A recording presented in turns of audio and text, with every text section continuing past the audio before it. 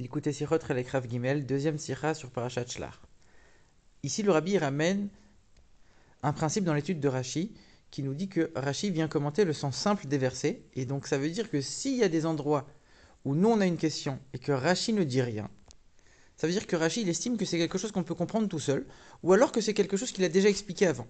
Parce que même s'il y a une question et que Rashi ne sait pas, ou alors il n'y a pas d'explication, Rashi il va écrire je ne sais pas. Donc si Rashi n'écrit rien, c'est qu'il s'appuie sur ce qu'il a dit avant ou que nous on peut comprendre tout seul.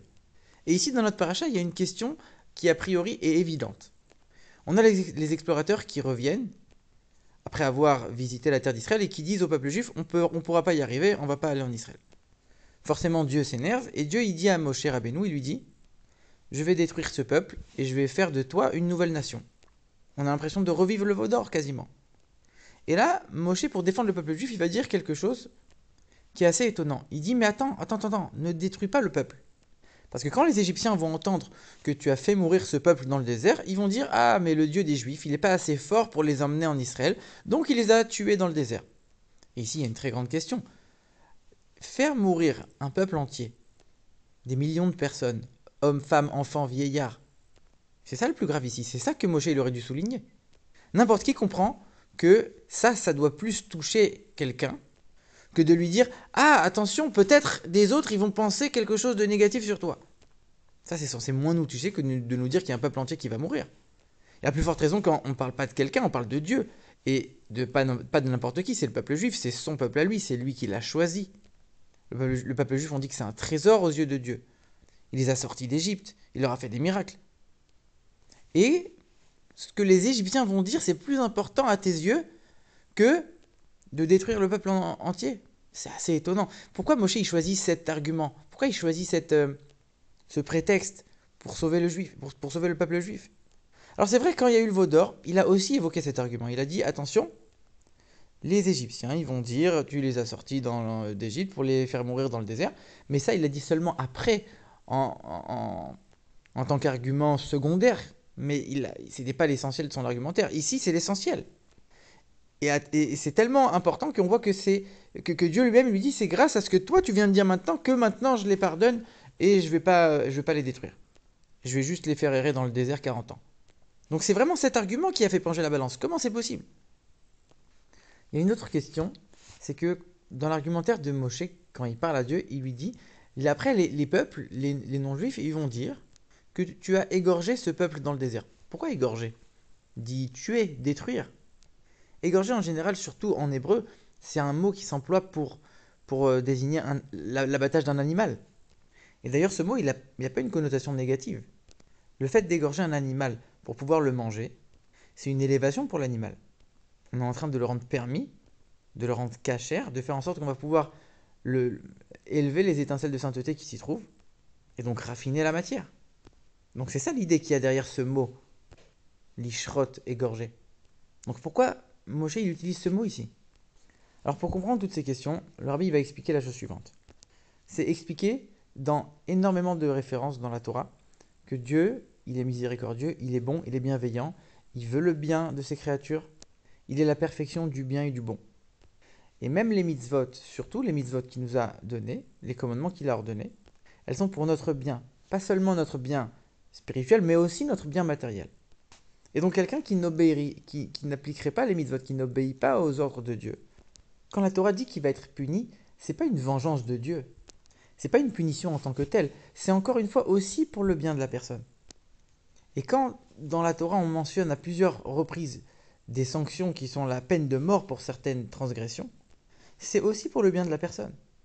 Parce que vivre une vie remplie de fautes, c'est une vie qui va être misérable à la fois spirituellement et matériellement. Et le véritable bonheur d'un juif, qui ne peut être atteint que en pratiquant la Torah et les mitzvot, ne sera pas atteint par cette personne. Donc au lieu de le laisser vivre une vie misérable, spirituellement et matériellement, Dieu, par miséricorde, si on peut dire, va mettre fin à ses jours pour lui permettre de vivre une autre vie dans le monde futur, qui est une vie où il n'y aura pas tout ce caractère nocif spirituellement et matériellement. Là-bas, il n'aura pas le choix de transgresser ou pas la Torah et les mitzvot, il aura une vie parfaite.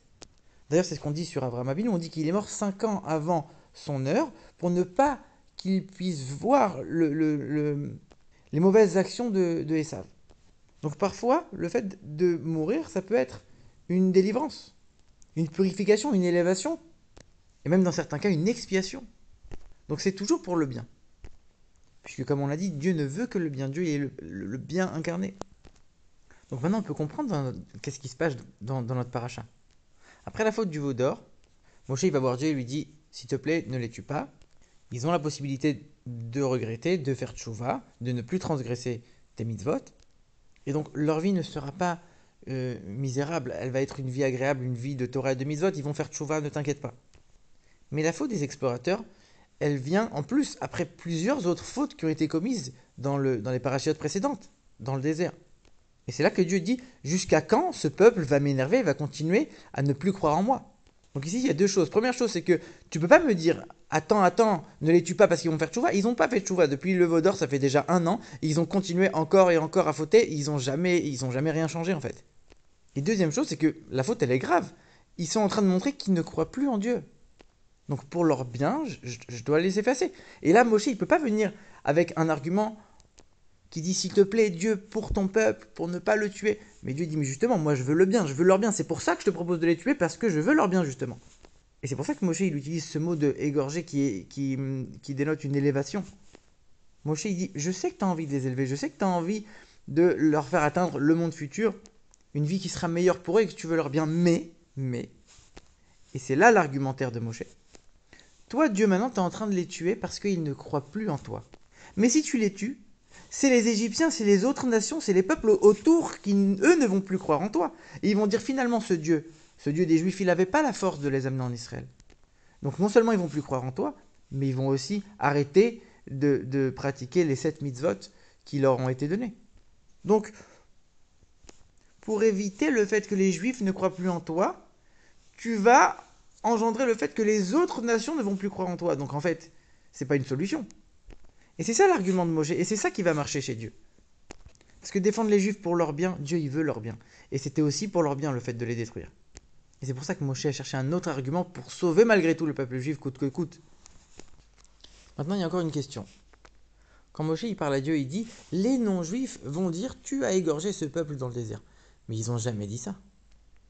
C'est Moshe qui est en train de leur prêter une phrase, mais qui eux, qui n'ont pas dit, qui n'ont pas pensé. Parce que comme on l'a dit, le fait d'égorger, ça dénote une élévation. Mais le non-juif, quand il voit que le peuple juif, il se fait détruire, à aucun moment il se dit, ah, c'est parce qu'il a fauté, mais en fait c'est pour son élévation, c'est pour son bien. À aucun moment il se dit ça. Donc Moshe, il a voulu faire une allusion en disant, moi je sais que c'est une élévation, mais malgré tout, j'ai mon argument, l'argument, comme on l'a dit, qu'eux, ils vont pas croire, etc. Mais Moshe, il n'aurait pas dû le mettre dans l'argumentaire et dans la phrase des non-juifs, il aurait dû le mettre dans ses propos à lui. Pourquoi il l'a mise dans la phrase des non-juifs?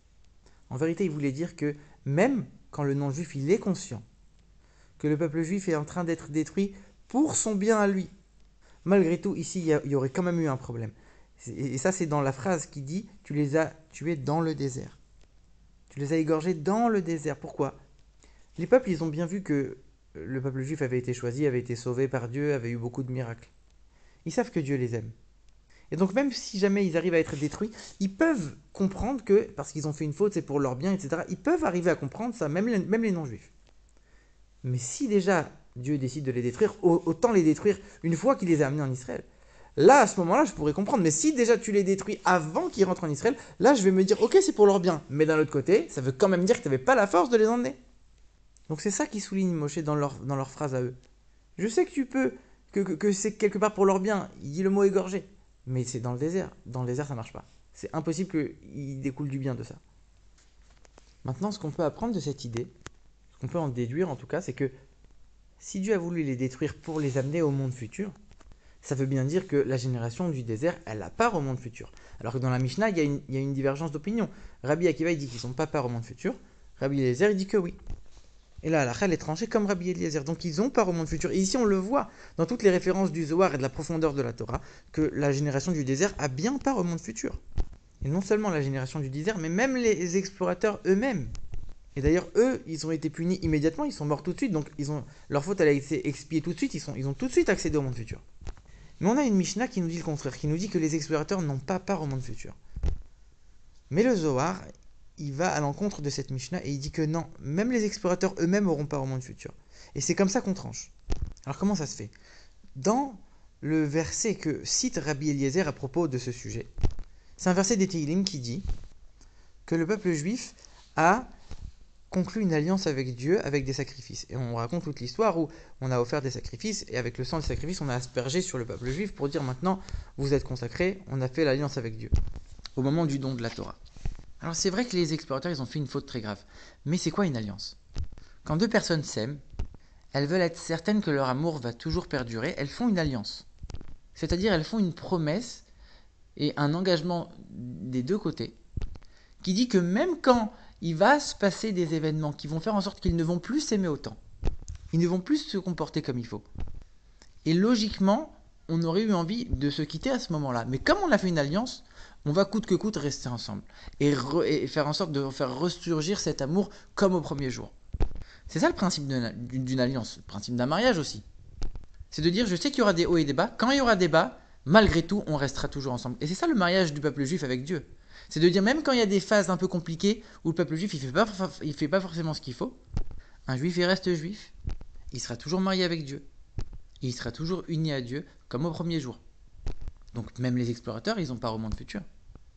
Malgré qu'ils aient fait une grave erreur, eux aussi, ils étaient présents au moment du Matan Torah, du don de la Torah. Et ça, c'est un enseignement pour chaque juif, que chacun doit savoir, peu importe la situation spirituelle dans laquelle on se trouve, on est toujours la prunelle des yeux de Dieu, on est toujours uni avec Dieu, on peut toujours faire tchouva revenir, s'améliorer, et dévoiler notre véritable existence, notre véritable profondeur qui, elle, est toujours unie à Dieu. Et quand on va essayer de progresser et de faire en sorte que ça va être visible sur nous, on va faire en sorte que les non-juifs eux-mêmes vont reconnaître ça, que Dieu réside parmi le peuple juif, que le peuple juif est le représentant de Dieu sur terre. Et ça va amener la venue de Mashiach où tous les peuples de la terre vont reconnaître Dieu. Et le peuple élu qui est le peuple juif. Et tout le monde, tous ensemble, servira Dieu d'un même élan et dans l'unité la plus parfaite.